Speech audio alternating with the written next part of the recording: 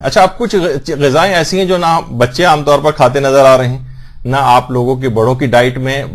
باقاعدہ طور پر اس کو شامل کیا جاتا ہے، اور اس کے کتنے روحانی اثرات ہیں۔ مثلا انار،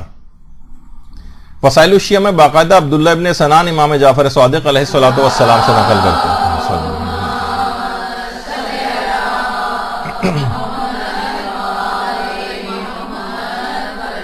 کہ انار شیریں، یہ جو میٹھا انار ہوتا ہے، یہ شیطان کے وسوسوں کو دور کرتا ہے۔ اچھا، شیطانی وسوسے کو دور کرنے کے معنی کیا ہوئے کہ اب دیکھیے گناہ انسان جو ہے وہ شیطانی وسوسے کے ذریعے انجام دیتا ہے، تو یہ وسوسوں کو دور کرتا ہے۔ اس کا مطلب ہے کہ بہت سے لوگ جو شکیات، وہم، اس کی بیماری میں مبتلا ہیں، اگر وہ اپنی ریگولر ڈائٹ کے اندر اگر انار کو رکھیں تو شیطان سے بھی حفاظت ہوگی ان کی، اور اس طرح کے شکوک و شبہات سے بھی اپنے آپ کو بچا سکیں گے۔ انار، اچھا، جو بھی وسوسے روح کے اندر پیدا ہوتے ہیں یہ انار اس سے بھی بچاتا ہے، یعنی جسمانی غذا جسمانی طور پر کھائی جا رہی ہے لیکن اثرات روحانی رکھتی، جسمانی فائدے تو الگ ہوں گے جس کو ہم ذکر ہی نہیں کر رہے ہیں۔ اچھا، اسی طرح سے گناہوں سے بچتا جائے گا اور روحانیت اس کی قوی ہوتی جائے گی، اور یہی وجہ ہے کہ ہمارے چھٹے امام یہ جملہ بھی ارشاد فرماتے ہیں، اللہم صلی علی محمد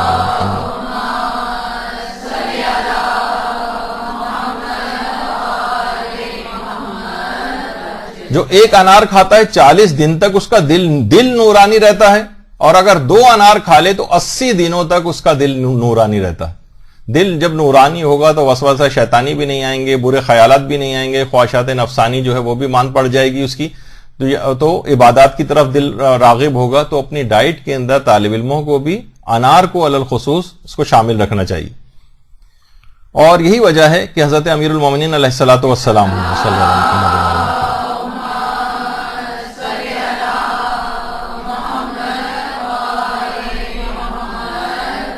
کیونکہ پیغمبر فرما گئے تھے کہ ہر انار کے اندر ایک دانہ ضرور جنت کا ہوتا ہے، تو امیر المومنین پورا ایک انار کھایا کرتے تھے،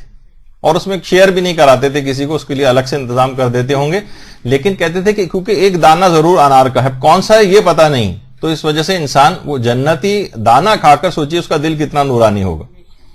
تو ایک اس لحاظ سے بھی ہے، اور ظاہر ہے کہ آپ قرآن کے اندر بھی دیکھتی ہیں کہ باقاعدہ قرآن کی آیات بھی انار کے متعلق 3 مقامات پر قرآن کے اندر، ایک سورہ انعام میں 2 جگہ پر ذکر ہے، اور ایک سورہ رحمان کے اندر انار کا ذکر الگ سے آیا ہے۔ تو بہرحال اور یہ بھی روایات کے اندر آیا خود حضرت امیر المومنین علیہ الصلوۃ والسلام کا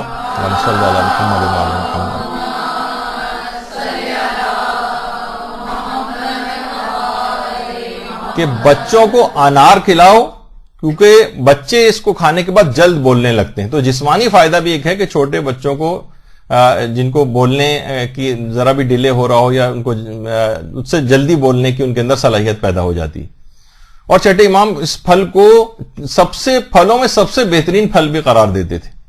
اور خود چھٹے امام ہر شب جمعہ ایک انار ضرور کھایا کرتے تھے، ہر شب جمعہ روایت کے اندر ہے کہ ایک انار ضرور کھاتے تھے۔ تو بہرحال اس کی اتنی زیادہ روحانیت ہے اس کے اندر۔ ویسے تو ایک روایت کے اندر باقاعدہ یہ بات بیان ہوئی ہے کہ پیغمبر اسلام نے جنتی سیب کھایا تھا، اور اس کے بعد حضرت زہرا کی پیدائش کا اہتمام ہوا تھا۔ اللہم صلی علی محمد وعلی محمد۔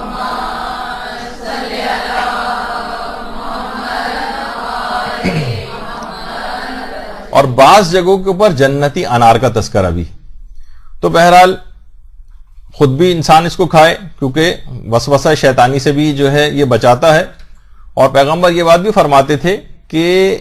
اگر کوئی شخص انار کھاتا ہے تو شیطان 40 روز تک اس پر غضبناک رہتا ہے، یعنی شیطان کو بہت شدید تکلیف پہنچتی ہے کہ کس طریقے سے اس شخص کو اپنے جال کے اندر پھنسائے، کیونکہ وجہ اس کی یہ ہوتی ہے کہ اس کے اوپر کوئی شیطانی وسوسہ کارگر نہیں ہو رہا ہوتا۔ تو پیغمبر فرماتے ہیں 40 روز تک ایک انار کھانے کی وجہ سے شیطان غضبناک رہتا ہے، تو اس کے اتنے روحانی اثرات بھی ہیں۔ اسی طریقے سے ایک دوسری چیز جسے عام طور پر بچے، تو کبھی بہت سے بچے ایسے ہیں شاید انہوں نے کبھی چکھی بھی نہ ہو، کشمش جو ہے، لیکن کیا ہے کہ بہار الانوار کی 63ویں جلد میں حضرت امیر المومنین علیہ الصلوۃ والسلام فرماتے ہیں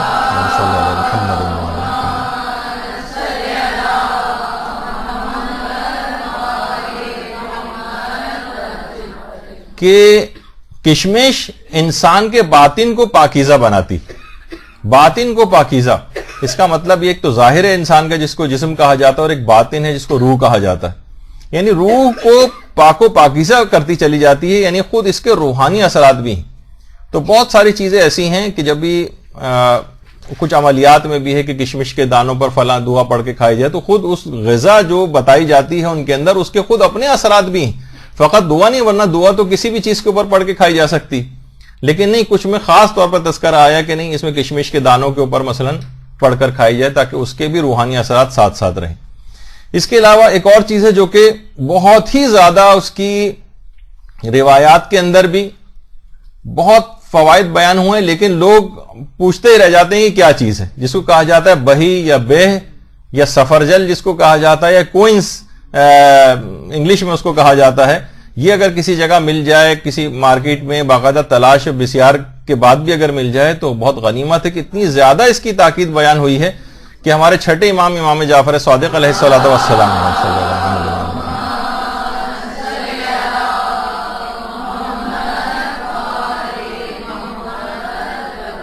فرماتے ہیں کہ پیغمبر اسلام نے اپنے صحابی زبیر سے فرمایا تھا کہ اے زبیر بہی کھایا کرو، کیونکہ یہ دل کو آرام پہنچاتی ہے۔ اور اس کے بعد پیغمبر نے دو روحانی خصوصیات کا تذکرہ کیا،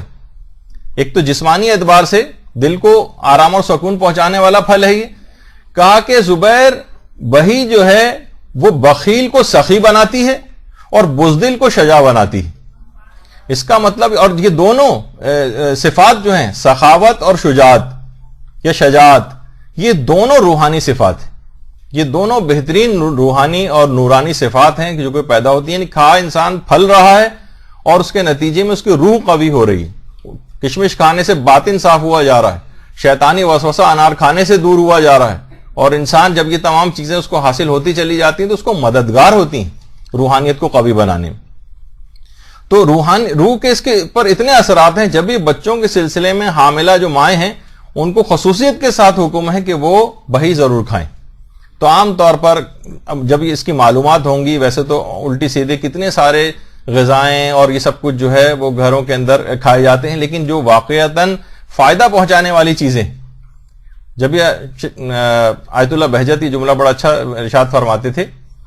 کہ افسوس کی بات ہے مومنین کہ وہ ذائقے دار چیز کو تو تلاش کرتے ہیں، فائدہ مند غذاؤں کی طرف نہیں جاتے، یعنی صرف ذائقہ دیکھتے ہیں، فائدہ نہیں دیکھتے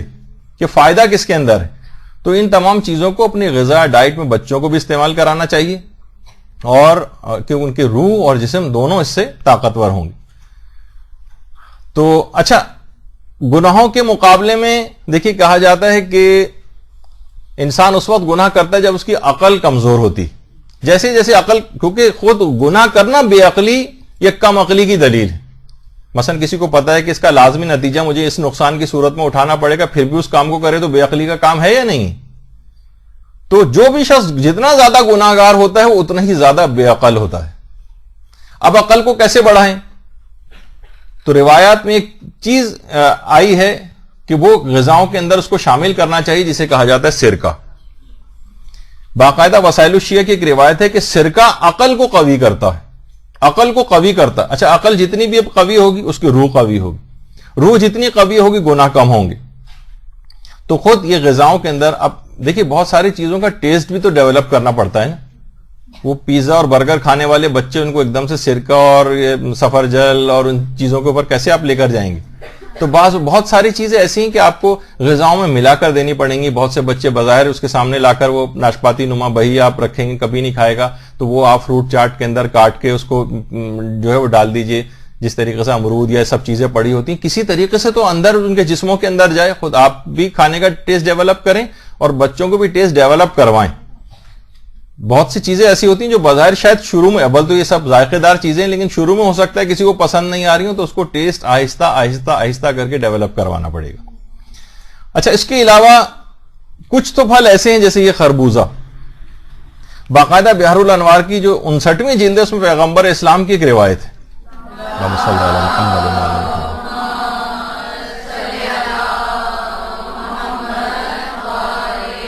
کسی پھل کے متعلق یہ بات نہیں آئی جو اس کے متعلق آئی۔ پیغمبر فرماتے ہیں خربوزہ کھانا بھی ایک طرح کی عبادت ہے، عبادت ہے خربوزہ کھانا۔ تو آپ دیکھیں کہ جب وہ کوئی کام عبادت والا ہوگا تو آپ کی روحانیت پر کتنے اثرات کو مرتب کرے گا. تو یہ اپنی غذاؤں کے اندر شامل کرنا چاہیے. تو اس طرح کی بہت ساری پاکیزہ غذائیں ہیں. اور خورما, یہ تو عام طور پر بجائے اس کے کہ فضول قسم کی سویٹ ڈشیں ہوں جو نقصان پہنچانے والی ہیں, اگر میٹھے کے طور پہ بھی اچھا, اس میں بھی ایک وہ ہوتی, وہ والی, ہم اس کھجور کی بات نہیں کر رہے جو عام طور پر مل رہی ہوتی ہیں. کہ صاحب نے کہا بھائی اس ٹھیلے کے اوپر سے کس پہ کمبل تو ہٹاؤ تاکہ کھجور نکالوں. اس نے کہا مکھیاں بیٹھی ہوئی تھی اس کے اوپر سے وہ کمبل سمجھ رہا تھا. تو وہ گندی والی کھجوریں یا جن کا ذائقہ اچھا نہیں ہوتا وہ والی نہیں. ڈبوں کے اندر بھی ایسی آتی ہیں جن کا ذائقہ اچھا نہیں, بچوں کو آپ انٹروڈیوس کرائیں گے تو ہو سکتا ہے وہ ریجیکٹ کر دیں اس کو. تو انسان جب اتنے زیادہ فائدے رکھنے والی چیزیں تو تھوڑا سا پیسہ ان کے اوپر خرچ کر دے اور اچھی کوالٹی کی چیز خرید کے لے کر آئے. تو خرمے کے متعلق بھی یہ ملتا ہے. اور کہ اگر عورتیں حالت نفاس میں, یعنی جس کے ہاں بچے کی پیدائش ہوئی ہے, وہ اگر اس دوران وہ کھائے تو ظاہر اس کے بعد بچے کو دودھ پلانے کا ایک مسئلہ جو ہے وہ شروع ہوتا ہے, اس کے مسائل ہوتے ہیں. تو بچہ اس کے نتیجے میں بردبار بنے گا. دیکھیے بہت بڑا مسئلہ ہائپر قسم کے جو بچے ہیں یا غسیلے قسم کے بچے ہیں, اکثر و بیشتر لوگوں کے سوالات جو ہے وہ مسلسل جو ہے علماء کے پاس بھی جاتے دیکھے ہیں, خود ہمارے مدرسے میں بھی اس طرح کے جو آتے ہیں کہ کیا کریں کہ جو بچہ بہت ہی زیادہ غسیلہ ہے, بہت گھر کا جو ہے ماحول جو ہے خراب ہوا ہے, تو بچہ بردبار ہوگا اگر ماں مثلا دوران حمل کھجور کھائے گی یا دودھ پلانے کے عرصے کے دوران کھجور کھائے گی. اور بردبار ہونا دیکھیے یہ بھی ایک ویسی صفت ہے, ایک روحانی طور پر بہترین صفت ہے. ساری زندگی اس کی اچھی گزرے گی انسان جتنا بردبار ہو, ورنہ غصے کی حالت میں وہ لوگوں کو نقصان پہنچاتا ہے. اور علماء کی اپنی اس کے اندر بھی جو ہم دیکھتے ہیں کہ اکثر و بیشتر کہیں ہوتے ہیں تو ان کے قہوہ وغیرہ ہوتا ہے یا کوئی نہ کوئی اس طرح کا پھل جو کہ فائدے مند چیزیں ہوتی ہیں وہ ان کی نشستوں کے اندر ہوتی ہیں. اور اسی طرح سے ہمارے 8ویں امام امام علی رضا علیہ الصلوۃ والسلام صلی اللہ علیہ وسلم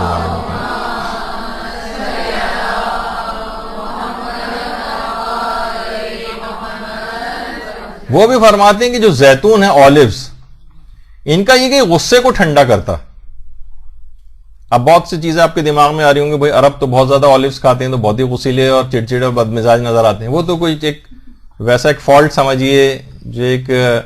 پیدائشی ٹائپ کا ہے, یا اس میں بہت ساری اور چیزیں بھی ہیں. ظاہر ہے کوئی جس کا عقیدہ بھی صحیح نہیں ہے یا اور دیگر اس کے اعمال بہت زیادہ خراب ہیں, یا وہ مثلا محبت اہل بیت نہیں رکھتا, تو اس کی ہم اس لحاظ سے بات نہیں کر رہے. لیکن مومنین اگر ان چیزوں کو کھائیں تو امام فرماتے ہیں کہ یہ غصے کو ٹھنڈا کرنے والی چیز ہے.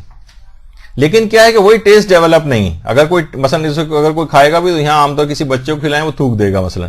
منہ میں, اگر تو آہستہ آہستہ کر کے غذاؤں میں ملا کر کوشش چاہے تھوڑی مقدار میں ہو, اس کے بعد گھر میں اگر رکھے رہے ہیں تو لوگ اس کو عام طور پر یہ ویسے ہی کہ اٹھا کر کھانے والی چیز, جس طریقے سے بچے عام طور پر ٹافیاں وغیرہ کھاتے ہیں, اس طرح سے بہت سے اچھے ٹیسٹ اور فلیورز کے جو ہیں وہ یہ آ رہے ہوتے ہیں. تو آپ خود تلاش کر کے لے کر آئیں تاکہ یہ اس سے اپنے خود کو بھی عادی بنائیں, گھر کے مردوں کو بھی کھلائیں. ایک مدرسے کا ایک بچہ اپنی ٹیچر سے جو ہے وہ شکایت کر رہا تھا. اس نے پوچھا کہ سب سے برا دن کون سا ہوتا ہے, پتہ نہیں اس طرح کا. اس نے کہا کہ اتوار کا دن سب سے برا ہوتا ہے کیونکہ ابو اس دن گھر پر ہوتے ہیں. اس کا مطلب یہ ہے کہ ابو وہی کہ چیخنا چلانا, ہر وقت لڑائی جھگڑا کرنا, یہ ابو ہر وقت یہ کرتے رہتے ہیں. تو انسان کے غصے کو کم کرنے والی چیزیں عورتیں خود دیکھیں گے ڈائٹ میں کس طرح سے ان چیزوں کو کیا جائے تاکہ وہ روحانی اعتبار سے اپنے اثرات رکھیں اور غصے وغیرہ کو بھی کم کریں. اسی طریقے سے انگور کھانا, مثلا وسائل الشیعہ میں روایت ہے باقاعدہ چھٹے امام کی کہ حضرت نوح نے ایک دفعہ شکایت کی تھی. حضرت نوح نے پروردگار عالم سے رنج و غم کی, ایک جس طرح سے ہوتا ہے نا ایک ڈپریشن, ایک آدمی کو کتنا ڈپریشن ہو کہ پوری قوم کو عذاب کے پوری یعنی 950 سال تک جو ہے زندگی گزاری ہو اور لوگ ایمان نہیں لا رہے ہوں, یہاں تک کہ عذاب خدا آیا اور پوری دنیا اس کے نتیجے میں ختم ہو. کتنا دکھ کرب حضرت نوح کو ہوا ہوگا, کتنا ڈپریشن ہوا ہوگا اس کے نتیجے میں, جس کو غم کہا جاتا ہے. تو حضرت نوح کو باقاعدہ جب انہوں نے شکایت کی تو پروردگار کی طرف سے وحی آئی کہ اے نوح انگور کھاؤ. اس کا مطلب ہے کہ عام طور پر انگور اگر کوئی شخص کھائے, ڈپریشن کا مریض, بہت سارے لوگوں کو اطمینان قلب نہیں ہوتا ہے, ہر وقت غم زدگی کی کیفیت رہتی ہے, گھریلو اس کے اندر بھی دوائیاں گولیاں کھا رہے ہوتے ہیں, انگور کھائیں تو بہرحال یہ تمام چیزیں ایسی ہیں. اب جیسے اس کا بھی ابھی ذکر ہوا, زیتون کا تذکرہ ہوا تھا, تو یہ بھی آپ اس کو اسی طریقے سے کھانا ہو, کیونکہ پیغمبر خود فرما گئے کہ علیکم بالزیت, کہ یہ اولیوز جو ہیں, زیتون یہ کھاؤ کیونکہ یہ اخلاق کو بہتر بناتا ہے. زیتون اخلاق کو بہتر بناتا ہے. عام طور پہ اچھا جسمانی اعتبار سے بھی اتنے فائدے ہیں اس کے کہ ایک دفعہ ایک ریسرچ وغیرہ کسی جگہ میں پڑھ رہا تھا کہ یہ جو عرب افراد ہیں ان کے اندر جو وہ لائف ایکسپیکٹینسی وہ بہت زیادہ ہے. ابھی آپ نے دیکھا کہ بہرحال ہم بہت سے حوالوں سے جو گفتگو نہیں کر رہے, صرف جسمانی اثرات کے حوالے سے کہ عربوں کو ہم دیکھتے ہیں, ابھی بادشاہ کا بھی انتقال ہوا 91 برس کی عمر میں, باقی بھی وہاں پہ لوگ عام طور پر 89 ایئرس شاید ایک ایوریج لائف ایکسپیکٹینسی وغیرہ کچھ علاقوں کی ہے. تو وہاں کے لوگ آلیوز جو ہیں زیادہ کھاتے ہیں. تو جو بھی یہ جسمانی اعتبار سے بھی فائدے ہیں, ٹھیک ہے بہت سے لوگوں کو ظلم و ستم کی وجہ سے روحانی کوئی فائدہ نہیں ملے گا, لیکن ایک جسمانی فائدہ تو ملتا ہے. تو پیغمبر فرماتے ہیں کہ اخلاق یعنی روحانیت پر زیتون کھانے کا اثر یہ کہ اخلاق کو بہتر بناتا ہے, نفس کو آرام پہنچاتا ہے اور غم و رنج کو دور کرتا ہے. عیون اخبار الرضا کی باقاعدہ جو روایت ہے. تو آپ نے دیکھا کہ جتنی بھی حلال اور ریکمینڈڈ غذائیں ہیں وہ جسم اور روح دونوں کے اوپر بہترین اثرات رکھتی. اچھا بعض غذائیں ایسی ہیں کہ اگر بہت دنوں تک کھانا چھوڑے رکھیں تو آپ کے اندر اخلاق برے پیدا ہونے لگتے ہیں, اور کچھ غذائیں ایسی ہیں جو زیادہ کھانے لگیں تو اس کے بھی اثرات پیدا ہونے لگتے ہیں. مثلا ہمارے جو بچے ہیں آپ دیکھ رہے ہیں کہ مثلا غذائی بے اعتدالی کا شکار ہے, صرف برگر پیزا برگر, بس اسی کے اندر وہ آج کل جو ہے وہ بچے لگے ہوئے نظر آ رہے ہیں. ان کے اثرات بد ہیں. علماء باقاعدہ فرماتے ہیں کہ یہ جو بہرحال حرام غذا اس انداز سے تو اپنے طور پر جاتی ہے, لیکن جو جائز غذائیں بھی ہیں, مثلا مرغی, چاہے وہ ظاہر چکن برگر ہوگا, چکن پیزا ہوگا, ہر چیز کے اندر یہ چکن کا عنصر ضرور ہوگا. تو جتنا تو اس میں مرغی کی خصوصیات آنے لگتی. ہر وقت انسان بس چگنے اور دانا کھانے کی فکر میں رہتا ہے. جو مرغی زیادہ کھاتا ہے, جیسے مرغی ہر وقت کٹ کٹ وہ کرتی رہتی ہے نا, ہر وقت دانا چگتی رہتی ہے, اس کے علاوہ اس کو کوئی اور فکر ہی نہیں ہے. اس کے علاوہ ہر وقت صرف, اور بہت سے آپ کو پتا ہے وہ چوزے وغیرہ ان کو روکا بھی جاتا ہے کہ اس سے مقرر مقدار سے زیادہ نہ کھائیں ورنہ موت واقع ہو جاتی ہے, کیونکہ ہر وقت ان کو صرف کھاتے چلے جانا ہے. تو اس کے اندر وہی خصوصیات اس جانور کی پیدا ہونے لگتی ہیں. ہر وقت وہ شخص بھی پھر نا ہر وقت بس پیٹ بھرنے کی فکر میں, اور پھر اس کے بعد خالی کرنے کی فکر میں, پھر خالی کرنے کے بعد پھر بھرنے کی فکر میں, اور اسی طریقے سے صرف اور صرف فقط پیسہ کمانے کی فکر میں, بس دانے پانی کی فکر میں رہتا ہے اگر کوئی زیادہ کھائے گا ان چیزوں کو. اسی طریقے سے مثلا کہا جاتا ہے کوئی اونٹ کا گوشت اگر بہت زیادہ استعمال کرے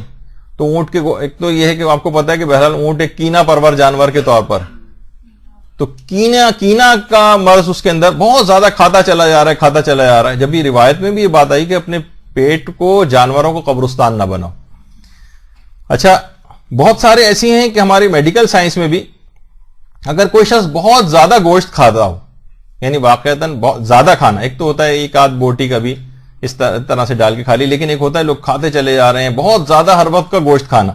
تو اس سے کیا ہے جسمانی اعتبار سے بھی مثلا کارسینوما آف کولوریکٹم ہماری بیماری ان افراد کے اندر زیادہ ہوتی ہے جو زیادہ گوشت کھاتے ہیں, ایک خاص قسم کا کینسر. اچھا جو بالکل چھوڑ دے گوشت کھانا اور مکمل ویجیٹیرین ہو جائے, وہ بھی ایک بے اعتدالی ہے, سیروسس آف لیور, باقاعدہ جگر کی خاص بیماری اس کو وہ لاحق ہو جاتی ہے ایسے افراد کو زیادہ تر.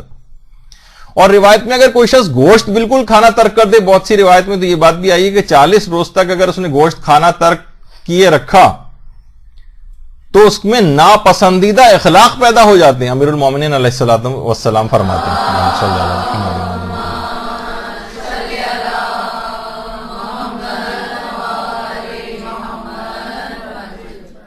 اچھا آپ نے دیکھا کہ زیادہ اگر گوشت کھائے گا اس کے بھی الگ اس کے اثرات ہوں گے, دل سخت ہونے لگتا ہے. 40 روز تک گوشت بالکل چھوڑے رکھے گا تو اخلاق ناپسندیدہ ہونے لگتے ہیں. تو اس کا مطلب کیا ہوا کہ روحانیت کے اوپر اس کی یعنی ایک اعتدال ہونا چاہیے. آیت اللہ بہجت بڑی ایک اچھی بات جو ہے فرماتے تھے,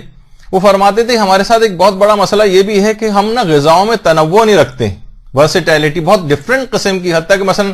ہوتا ہے نا کہ آپ نے کوئی سا بس ایک ناشتہ, بہت سارے لوگ روز آنا ناشتے میں انڈا بس کھاتے چلے جا رہے ہیں. کہتے نہیں, اس کو چینج کریں, کبھی کوئی چیز ہونی چاہیے, کبھی کوئی چیز ہونی چاہیے, کبھی کسی انداز کا ہو, کبھی مثلا کوئی کھانا آپ نے کھا لیا, کبھی صرف چائے کے ساتھ مثلا کوئی بسکٹ لے لیا, کبھی کسی انداز سے کھایا آپ نے, کبھی کسی انداز سے کھائے, یعنی اس کے اندر بہت الگ الگ طرح کی اول تو غذا کوشش کریں کہ سادہ ہی ہو. عام طور پر ہم علماء اور مراجع اکثر میں ہمارے جو یہاں آتے ہیں علماء اور نجف وغیرہ کے, میں ان سے بھی پوچھتا ہوں, علامہ طالب جوہری آئے تھے ان سے بھی پوچھا, دیگر ہمارے غلام علی وزیری صاحب نجف کے ہیں ان سے بھی پوچھا کہ علماء اور مراجع ہمارے وہ ان کی کھانے وغیرہ کی سٹائل کیا ہوتا ہے. تو کہتے ہیں بہت ہی سادہ اور کم غذا کھاتے ہیں لوگ. سب کے ساتھ ہم نے یہ دیکھا ہے, کسی کو بھی اس لحاظ سے پرخوری یا جو عام طور پہ ویسی عادات ہوتی ہیں, جب بھی ظاہر علم اور اپنے اس میں جو فہم کے اس سٹیج کے اوپر ہوتے ہیں کہ وہ ان تمام چیزوں کا خیال کرتے ہیں. سادہ ترین غذا علماء کے پاس بھی آپ دیکھیں بہت ہوا تو بمشکل کوئی ایک پھل جو ہے وہ سامنے رکھا ہوتا ہے ان کے, یعنی جو ایک اچھی پازیٹیو, اس کے بھی اگر روحانی فائدے یقیناً ان تمام چیزوں کے ہوتے ہوں گے کہ یہ سب چیزیں سامنے ہوتی ہیں. یعنی صرف جو فائدے مند چیزیں, مفید چیزیں ہیں وہ کھانے میں سامنے, ورنہ تو اور بھی چیزیں ایسی جو نقصان پہنچانے والی ہیں, مثلا سموسے سامنے رکھے ہوتے ہیں ان کے, تو آپ کو کہا جاتا ہے کہ یہ لوگ کی کیا چیز کھا رہے ہیں, نہیں, پھل سامنے مثلا رکھا ہوا ہے. اسی طریقے سے غذاؤں میں, چاہے وہ ابھی تک تو کھانے والی آپ نے غذائیں سنی. ہاں پہلے بس اس میں ایک بات اور بتا دوں پھر میں آتا ہوں زمزم کی طرف. تو یہ فرماتے تھے کہ ہر وقت آپ نا چینج بھی کرتے رہیں, ضروری نہیں کہ بس ایک ہی غذا بار بار ناشتے میں. تو کیا ہوگا کہ اس غذا کی کثرت ہوتی جائے گی, اس کے اثرات ہوتے چلے جائیں گے آپ پر جو کہ وہ نہیں ہونے چاہیے, اس کے مضر اثرات ڈیولپ کرنے لگے گی. اچھا, مختلف چیزیں الگ الگ استعمال کریں گے تو الگ الگ چیزوں کے فائدے بھی آپ کو حاصل ہوتے چلے جائیں گے. تو اگر ہو سکے تو لوگ کوشش یہ کریں کہ فرمائش کر کے جو بھی عمرہ اور حج کے اوپر جا رہا اس سے فرمائش کر کے آب زمزم ضرور منگوائے کریں. گھر کی بوتلوں کے اندر پانی میں تھوڑا تھوڑا سا ہر دن بعد, یعنی پورے سال چلائیں, بار بار منگواتے رہیں, انتظامات کریں اس کے. اور گھر والوں کو اس کا ایک روحانی اثر ہوتا ہے زمزم کا, نفاق دور ہوتا ہے. سب سے پہلی بات تو ہے کہ روایت میں ہے کہ منافقین اس کو کم کم پیتے ہیں اور مومنین جو ہے کثرت کے ساتھ پیتے ہیں. تو اچھا, اس سے بھوک بھی کم ہو جاتی. وہ افراد جو ڈائٹنگ وغیرہ کے بہت زیادہ شوقین ہیں وہ کثرت سے زمزم اگر پئیں, لوگ بھی اکثر بھوک لگ رہی ہوتی ہے, لوگوں نے باقاعدہ اس بات کو سننے کے بعد آبزرو کیا ہے, باقاعدہ وہاں ایکسپیرینس کیا ہے کہ اگر بھوک بھی لگ رہی ہو اور خانہ کعبہ وغیرہ جائیں اور وہاں 2-1 گلاس آب زمزم کے پی لیں تو اس کے بعد ایسا لگتا ہے کہ ویسے بھوک ختم ہو گئی ہو. یہ باقاعدہ کوئی ایکسپیرینس بھی کر کے دیکھ سکتا ہے. تو یہ خود بھوک کو بھی مٹاتا ہے. تو زمزم سے جو ظاہر اندر جائے گا تو اس کے اندر روحانی طاقت بھی آئے گی, اور جسمانی طاقت کے لحاظ سے بھی یہ جب ہی ہے کہ جب انسان صحیح کے لیے جاتا ہے تو صحیح پر جانے سے پہلے صفا اور مروہ کے درمیان جو صحیح ہوتی ہے مستحبات میں سے ہے کہ ایک دعا پڑھ کر اس وقت زمزم کو پیے. جسمانی طاقت بھی پیدا ہوتی ہے صحیح کے لیے, اور روحانی طور پر بھی زمزم جو ہے وہ اپنے اثرات جو ہے وہ رکھتا ہے. جیسے کہ نفاق دور ہو جاتا ہے, نفاق عملی. نفاق اعتقادی تو مومنین کے اندر نہیں پیدا ہوتا کہ وہ اعتقادی طور پر منافق ہو جائیں, لیکن نفاق عملی ہوتا ہے کہ ہمارا علم ہمارے عمل سے مطابقت نہیں کرتا. ہمیں پتہ ہے بہت ساری چیزیں ہمارے علم میں ہیں کہ ان کو کرنا چاہیے لیکن ہم نہیں کرتے. بہت سی چیزیں ہمیں پتہ ہے کہ ان کا یہ نقصان ہے, حرام ہے, لیکن ہم پھر بھی انجام دے لیتے ہیں. اس کو نفاق عملی کہا جاتا ہے. اور جیسے جتنا آدمی زمزم پیتا جاتا ہے اس کے اندر سے نفاق کا مرض دور ہوتا جاتا ہے. تو کوشش کر کے مستقل پورے سال میں ایک سائیکل چلا جائے. گھر کے پانی کی جو بوتلیں ہیں اس کے اندر تھوڑا تھوڑا سا خواتین کی ذمہ داری ہے کہ وہ اس میں زمزم ڈالیں تاکہ وہ نورانیت آہستہ آہستہ اولاد کے اندر, اور لوگوں سے جہاں اتنی کوششیں کر کے آپ ادھر ادھر سے فرمائشیں کر کے چیزیں منگاتی ہیں اس میں زمزم کی فرمائش کریں. خود پیغمبر مکے سے جو آتا تھا اس سے زمزم کی فرمائش کر کے زمزم منگواتے تھے. مدینے سے آنے والوں سے جو ہے وہ اجوا کھجور منگایا کرتے تھے. تو بہرحال فرمائش بھی کی جا سکتی ہے, اور باقاعدہ اس کی ایک دعا بھی ہے زمزم کی, اللہم اجعلہ علما نافعا و رزقا واسعا و شفاء من کل داء و سقم, کہ پروردگار مجھے نفع بخش علم جو ہے وہ نصیب فرما, علم نافع ہو, رزق واسع ہو, اور شفاء من کل داء و سقم, اور ہر قسم کی بیماری اور ہر خرابی سے بھی محفوظ فرما. تو یہاں پر دائن بیماری سے مراد جسمانی بیماریاں ہیں, اور وسقمن خرابیوں سے مراد روحانی طور پر جتنی بھی خرابیاں اور بیماریاں ہیں وہ سب زمزم پینے سے دور ہو جاتی ہیں.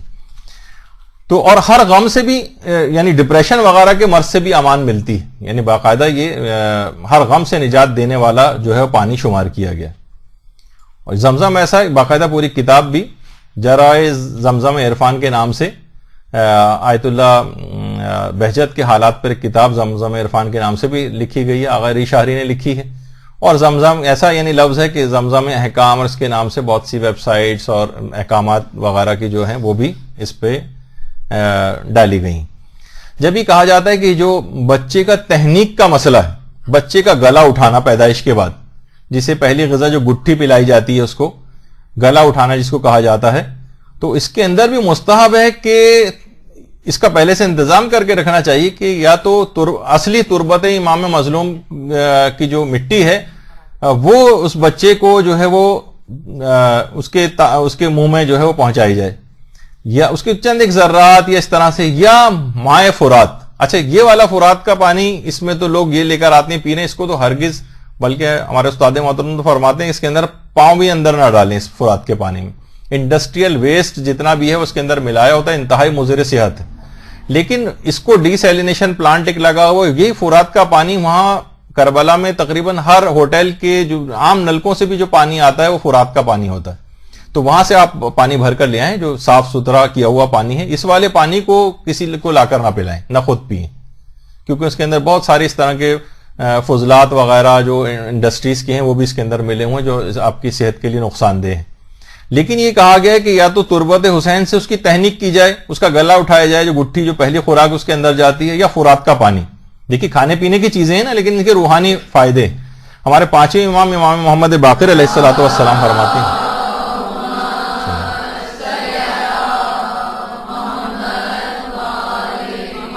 کہ حنکوا اولادکم بماء الفرات و تربت الحسین. تو باقاعدہ اصول کافی کی بھی جو روایت ہے کہ حنکوا اولادکم، یعنی اپنی اولاد کی تہنیک کرو، یعنی اس کا گلا اٹھاؤ یا اس کو گٹھی پلاؤ مائع فرات سے اور تربت حسین سے. اچھا اگر یہ نہ ملے تو پھر روایت میں آیا کہ مثلا بارش کے پانی سے بھی تہنیک کی جا سکتی ہے، ورنہ کھجور سے بھی تہنیک کی جا سکتی ہے. اچھا حنکو سے مراد یعنی اس کو باقاعدہ کھلانا نہیں ہے، بلکہ زبان پر لگانا یا ملنا مراد ہوتی. اور چھٹے امام نے تو یہ فرمایا کہ اللہم صلی علی محمد و علی محمد،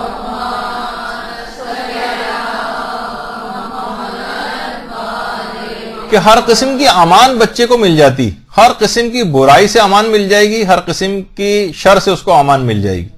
اگر اس کو ان چیزوں سے اس کی تہنیک کی گئی. اور باقاعدہ کھجور سے تہنیک کا حکم بھی یہ بھی موجود ہے. آیت اللہ برجردی کی جو کتاب جامع احادیث شیعہ ہے اس میں باقاعدہ پیغمبر کی ایک روایت کھجور کے سلسلے میں یہ ہے کہ پیغمبر اسلام نے امام حسن اور امام حسین کی تہنیک کھجور کے ذریعے کی تھی.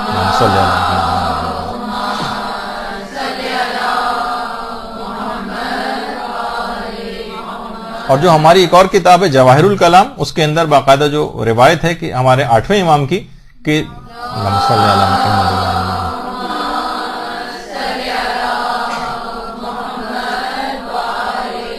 کہ اگر تربت امام مظلوم نہ ملے تو شہد سے تہنیک کرو، شہد سے. اچھا اس کا فلسفہ یہ ہے کہ ان کھانے پینے کی چیزوں کے روحانی اثرات ہیں، یعنی پہلی خوراک ہی اگر بچے کو تربت حسین وہ چکھے گا تو اس کے اندر ایک حسینیت کا اور ایک وفاداری کا اور فداکاری کا جذبہ اس کے اندر پیدا ہوگا. مائع فرات کو پلا کر بچے کو ہر قسم کی قربانی کے لیے دین کے لیے تیار کیا جائے گا. اسی طریقے سے کھجور کا بھی تذکرہ قرآن کے اندر اس لحاظ سے آیا ہے کہ حضرت مریم کی پہلی خوراک جو حضرت عیسیٰ کی پیدائش کے بعد کہ مریم اس کو کھجور کے درخت کو ہلاؤ اور جو کھجوریں جو وہاں سے گریں ان کو تم کھاؤ. تو اچھا علماء فرماتے ہیں اگر کوشش کریں کہ اگر جیسے تہنیک کے اندر کھجور کا بھی تھوڑا سا پارٹ ملا لیا جائے، مائع فرات بھی ملا لیا جائے، تربت امام مظلوم مل رہی ہے وہ بھی ملا لی جائے، کچھ شہد بھی ملا لیا جائے، بارش کا پانی، تو جتنی تہنیک کی چیزیں بتائی گئی ہیں الگ الگ ڈفرینٹ چیزیں یوں بتائی گئی ہیں. ہو سکتا ہے کبھی کھجور کا موسم نہ ہو، کبھی تربت امام مظلوم اویلیبل نہ ہو، کسی کے پاس شہد نہ ہو، کبھی بارش کا پانی، تو مختلف چیزیں اگر سب کو ملا لیں تو اس کا مطلب ہے کہ زیادہ فائدہ مند چیز بن جائے گی. اور عام طور پر اس طرح کی غذائی چیزوں کو کھلانے کے بعد بچے کے اندر زیادہ اس قسم کے اثرات، اچھے اثرات اس کی روح کے اوپر ہیں. کھانے کی چیزیں لیکن روحانی اثرات ڈیولپ کرنے کے لیے وہ چیزیں دی گئیں. تو اور یہ بھی کوشش کی جائے، دیکھیں پھر وہی والی بات کہ تمام چیزیں بھی جب حاصل کی جائیں گی، ظاہر پیسے کے ذریعے کھجور خرید کے لائیں گے، آپ پیسہ خرچ کریں گے ادھر ادھر سے تو اور چیزیں شہد وغیرہ کو آپ لے کر آئیں گے، تو یہ سب چیزیں بھی مال حلال اور رزق حلال سے ہونی چاہیے. ورنہ اگر خمس نہ نکلا ہوا مال سے اگر خریدی گئی ہیں تو ان سے کوئی فائدہ نہیں ہوگا. یہ بھی حدیثوں کے اندر ہے کہ جس کی جسم کی پرورش حرام غذا سے ہوگی وہ چیز وہ شخص کبھی جنت میں داخل نہیں ہو سکے گا. حرام سے اگر تو وہ عذاب بھگتے گا, وہ جسم سے حرام اس کا نکلے گا, آگ میں جلا جلا کے اس کی تطہیر کی جائے گی, پھر جنت کے اندر آئے گا.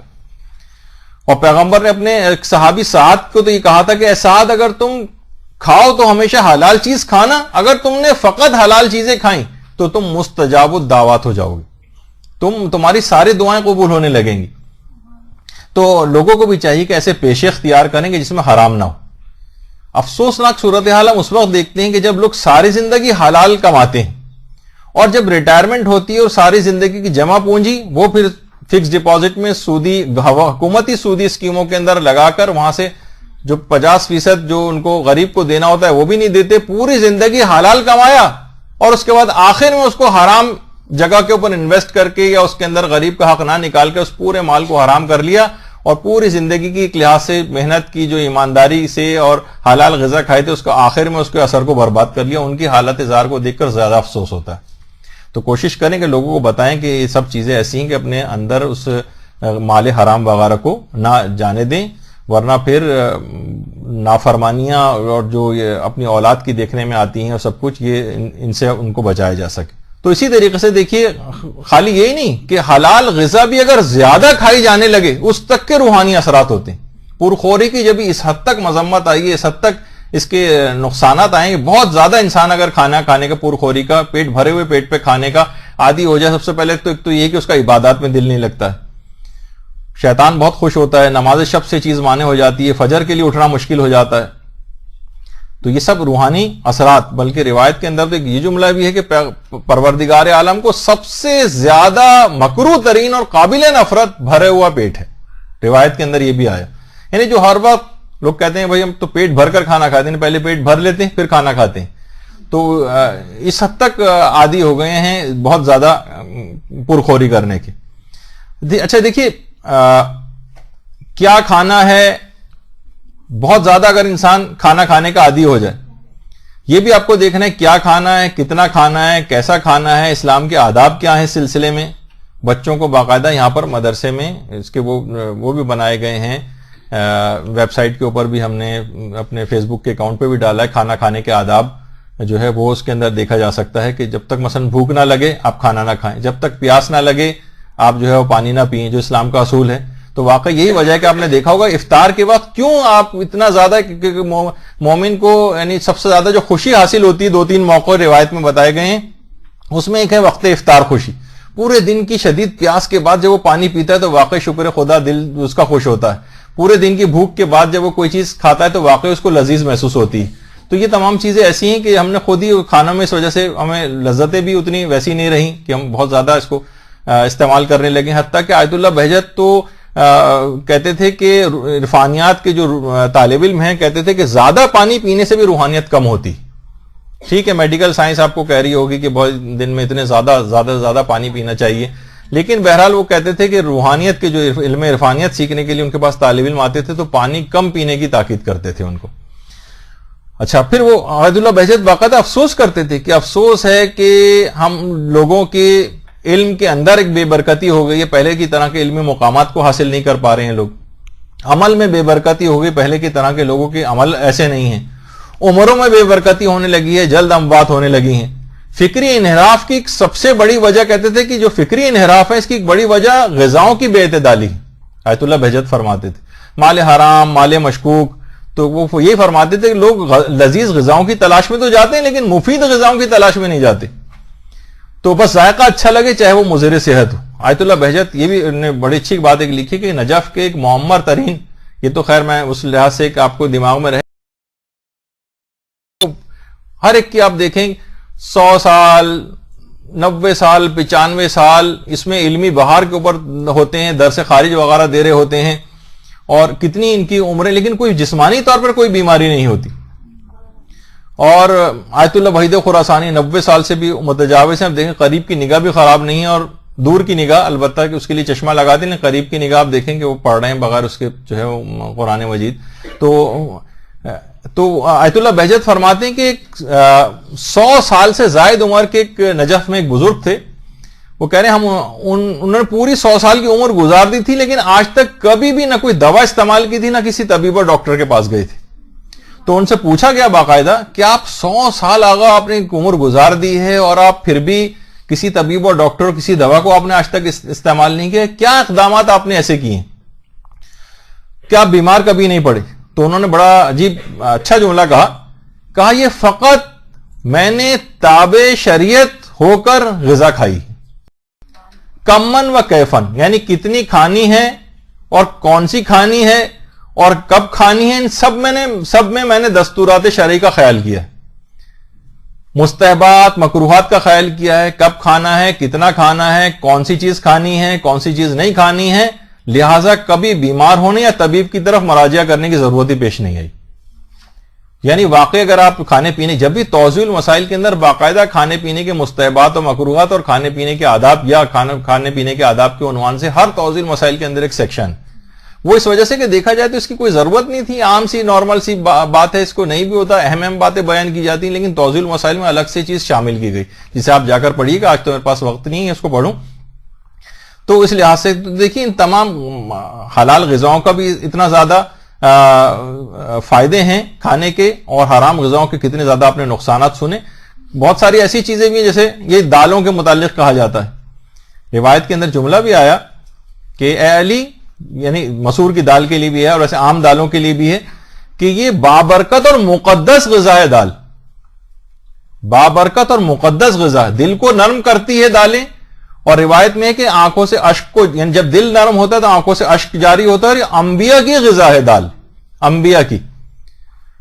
اچھا یہی وجہ ہے کہ بہت ساری چیزیں ایسی دیکھیے اثرات رکھتی ہیں، گوشت کو اچھی طریقے سے دھونے کا جب بھی حکم ہے کہ اس میں سے خون وغیرہ نکل جائے، کیونکہ بے احتیاطی اگر نہ کریں یا ملازموں کے ہاتھوں میں اگر دے دیا جائے، وہ اچھی طرح سے نہ دھوئیں تو خون وغیرہ اس گوشت میں وہ جسم میں جاتا ہے، اور اس سے دل بہت زیادہ سخت ہو جاتا ہے، حتیٰ کہ اتنا سخت ہوتا ہے خون کہ وہ اپنے کسی قریبی باپ کو اور اولاد تک کو بھی جو ہے قتل کر سکتا ہے، یعنی اس کے اندر اتنا اس کا دل جو ہے وہ سخت ہو جاتا ہے۔